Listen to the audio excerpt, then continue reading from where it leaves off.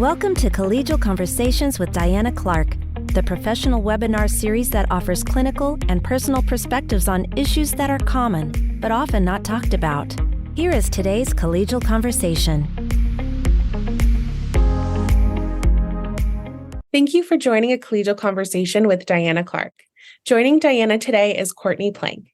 Courtney is a licensed therapist in New York and Connecticut, and she uses her training in mindfulness-based stress reduction, Buddhist psychology, and strength-based practices to help her clients unearth old, unhelpful patterns and build healthier ways of seeing themselves and operating in the world.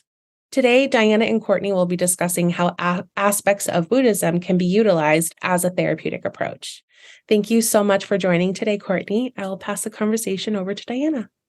Thank you, Laura. Thank you, Courtney, for joining. I am fascinated by Buddhism and I am a complete neophyte. So I'm going to ask the questions that people are probably afraid to ask. And then I'm going to actually sound like an idiot. Okay? Sounds great. All right. So when we describe Buddhism, is it in fact a religion or is it a set of practices? I want to start there. How's that? Sounds great. Yeah, I wouldn't even label myself a Buddhist, but I will say I've studied, and it's really like one of the core concepts I like to work into my practice. So I view Buddhism as a philosophy. I do think often there can be religious tenets, and lots of religions, especially in the East, are born out of some of these kind of philosophies that the Buddha developed. But to me, it is just teachings and the Dharma, which we could get into, much more so than a religion. Got it. So what are the four noble truths? Give us the primer. Yeah. Okay. So the four noble truths, I'm like, well, should I pull up my notes? But I'm just going to do it from memory because I know them. The four noble truths are that there is suffering, there is a way out of suffering, there is a cause of suffering. That cause is greed, hatred, and delusion. I might be missing one. And that the way out of suffering is the Eightfold Path. So I might have said them out of order, but I can re-record that. Doesn't matter. Okay. So what's the Eightfold Path, if you can tell us the way out of suffering? We all want to know that. Yeah. No, absolutely. The Eightfold Path really, and we can talk about how that intersects with neuroscience later, but it's these 8 tenets that the Buddha came up with in regards to the way out of suffering. Because it's like, who wants to suffer? Well, no one. The first step on the Eightfold Path is right view. And we can go into these more in detail, but I'm just going to give you all 8. The right view, right intention, right speech, right action, right livelihood, right effort, right mindfulness, and right concentration. Okay. A lot of right. All right. It is. So how does this rubric or these truths and paths impact psychotherapy? How do you use those? So I wouldn't typically give all the information I'm already giving you to a client, because oftentimes this information is just like so foreign. If we think of even just emotions as being a foreign language to somebody who maybe didn't grow up with parents or loved ones or family, Buddhism can also be. For anyone that doesn't have maybe a previous network around what Buddhism is. And so the way it works in psychotherapy and the way I like to bring it in terms of like the neuroscience that supports it is that all our brains are ever doing is creating predictions and creating prediction errors. And so even joining today, I'm like, oh, what's this interview going to be like? And that's just where my brain goes. And so I start to predict and kind of bring up, oh, this is what it's going to be like. That is kind of the first 2. So the right view, right intention. Like, do I have the right view of like what I'm going into? Can I prepare? Whatnot? The next 3 are kind of your body budget. So like all our brain is doing is trying to lower our body budget so we can survive. We're here on this earth to hopefully like find passions and things that drive us. But ultimately, we're here to survive, and our brain is helping us to live. So making sure we get food and rest and basically enough reserves to carry on with the day. And then lastly are these kind of like prediction and body budget and how they intersect. So thinking about if you go, let's say, to the grocery store and you're expecting there to be tomatoes because you're making a tomato salad and there's no tomatoes, well, all of a sudden, some people may like go haywire. And maybe like, again, I'm giving a simplistic example that I think people could relate to. But all of a sudden, your brain is leaving that kind of easy prediction of like, I'm going to go to the grocery store, I'm going to get these tomatoes, I'm going to make the salad. And it has to, on the spot, come up with a new recipe or come up with a new plan because the tomatoes are unseasonably out of stock. And what that does to your body budget is it drains it. Like, because you're having to come up with an entire new dinner for that day. And you can see how this could play out into therapy. Like, I'm going to see my, I don't know, family member. I was going to label that family member. Going to see a family member that every time I see the family member, it's really difficult to engage with them. And so you mentally prepare. The hard part is it robs you of your opportunity to experience that person as they're showing up in that moment. Because all we're doing is predicting how they're going to be. If it's not really what we're expecting, that prediction error comes into play. And we have two choices, really. We either kind of attach to your prediction, which is a form of suffering, or when it doesn't match it, we try and like kind of recalibrate, which is the more skillful of the two. But that's a little bit of how, without going into kind of the details, the looking and observing how often our predictions of life end up causing kind of some suffering for us, rather than if we were to just experience it kind of as it was happening. So I am thinking back on what my own therapist told me every time I would go on a visit, and it is incorporating that, but in a very different way. She said, I want you to go as an anthropologist. I want you to go and observe, not predict, and interact from that place. But it's very similar in approach, right? I mean, it lends itself, I will say, like Buddhism, and I don't know if we have the ability to like pull up any graphs or I could share my screen, but it really lends itself to narrative therapy, to cognitive behavioral therapy, to kind of taking this more inquisitive approach. Because what it does, all of those, is allows you to like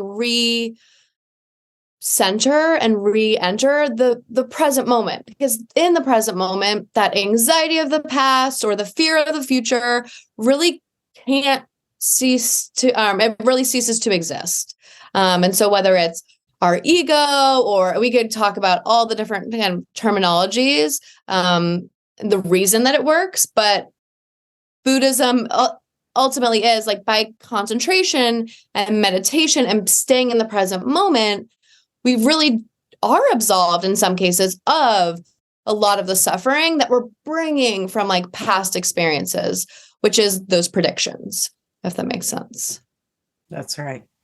Both ways. We can have predictions which are pleasant and anticipatory, that don't match the actual events, thereby creating suffering.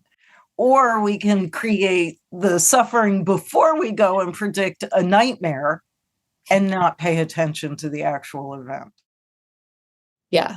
And I think the other element of the suffering, if we were to go back to kind of those Four Noble Truths, I ran through them quickly, but one is that like the cause of all suffering is greed, hatred, and delusion.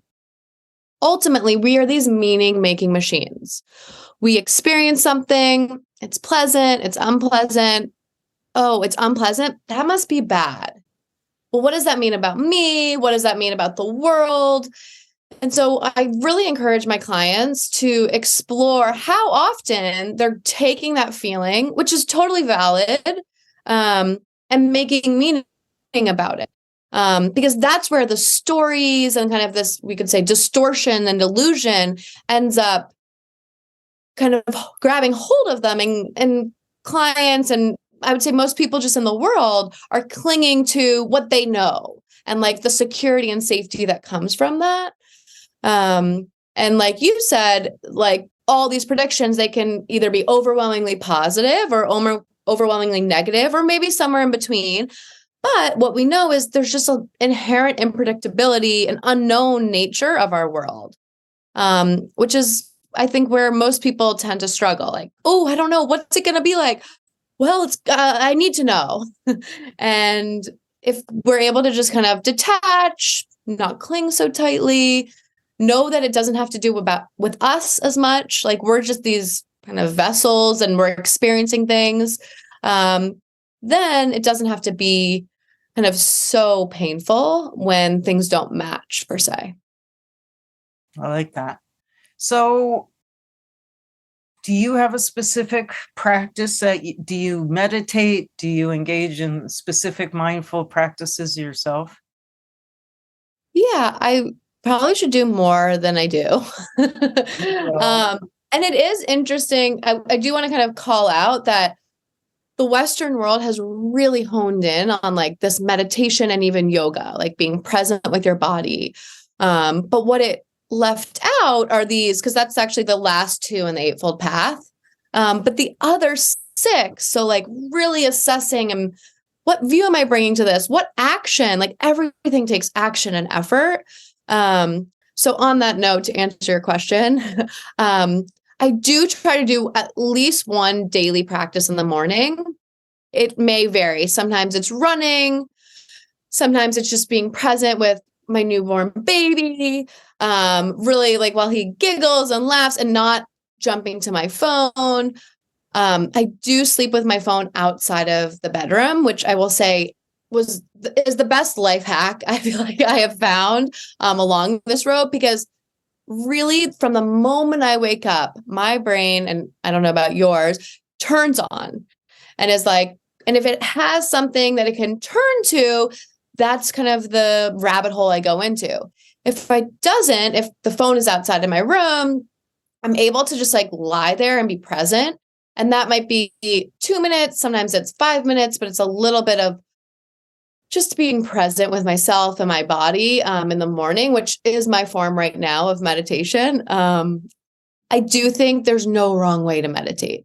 Plenty of people are like, oh, sitting, being quiet. So that is one thing. I just try and be present in the morning. A second thing that I do is I do have a Sangha. And so we didn't talk a lot about it, but in Buddhism, there's the Buddha, the Dharma, and the Sangha. The Buddha is the enlightened one, the example. And for anyone that doesn't know Buddha's story, I'll just sum it up in a sentence. He was born into this like beautiful family of royalty. And he left there one day and went into the town and saw all these people suffering. And he was like, how can I have all these things? Like, I must leave this home. And so that's a little bit of his background, but I'm not probably doing it justice. That being said, the Buddha is the example, the Dharma is the teaching. So those are the Eightfold Path, the Four Noble Truths. The Sangha is a community of people that are also kind of walking the path. And so as part of my weekly practice, I meet with a handful of other clinicians that are using Buddhism, psychotherapy in their practice. And we actually don't talk about our clients, our patients, any cases, maybe if it's causing someone a lot of difficulty, but we talk about how to keep us right. Are we walking the path? And sometimes, again, do I bring this into every patient or client? No, it isn't going to be necessarily received. But there are kind of unique ways you can work it in. So that's the second thing I do. I really attend the Sangha. And the third thing I do is exercise. And that might seem kind of simplistic. But for me, it really allows me to like be with my body, quiet this, and just experience what I'm experiencing. So that for me is a form of meditation. But those are the three kind of practices I have. To feed. Yeah, I like it. What didn't I ask you today, Courtney? I'm not sure. So I focus a lot on substance use and like with adolescents. And I would say, I don't know if I know how to answer it, but one thing you didn't ask me is how can you work with somebody who isn't maybe receptive to the words Buddhism or neuroscience? How can you kind of dumb it down and make it accessible to anyone? Anybody. Yeah. Right. How? So, and again, it's like, you didn't ask me that. And I was like, oh, thank goodness she didn't ask me. I think one way is to model, right? Like, can I show up and be present and really be compassionate? That is the antidote for all suffering. Yes, the Eightfold Path, and yes, the Four Noble Truths, but really, ultimately, it's like when anyone or anything in the world is bothering me, can I have compassion and understand? And this is quite a, I would say, sophisticated, I don't know, understanding, but that like everyone's suffering is actually my own suffering too. And if I can be compassionate and present with clients, that maybe then they can go out and model that in the world about them. Do they have to know the root of it or where that comes from and all kind of the noise? No. But I do think acting like wood when I have nothing to say, that it's not mine to say, it's not kind or compassionate, and just having compassion wherever there's an opportunity. I love that. What a perfect note to end on. Today's guest was Courtney Plank. We were talking about Buddhism, the intersection of Buddhism and neuroscience, and therapeutic practice. Thank you, Courtney. Thank you, Diana. Thank you for joining this webinar. Tune in to more webinars and sign up for our newsletter at o'connorpg.com.